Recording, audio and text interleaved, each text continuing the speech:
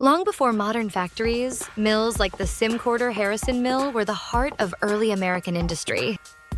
These sites turned natural energy into useful work, blending machinery, craftsmanship, and local resources to support growing communities and shape economic life.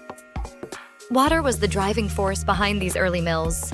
Before steam engines and electricity, flowing streams powered large wheels and intricate machinery.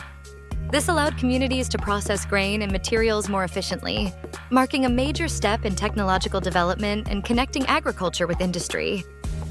Historic mills were more than just industrial buildings. They served as gathering places, linking farmers, workers, and merchants. By processing local crops and distributing finished goods, mills helped rural communities connect with broader commercial networks and supported local businesses and employment.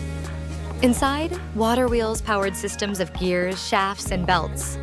Skilled operators maintained these complex machines, demonstrating the ingenuity and practical knowledge of their time.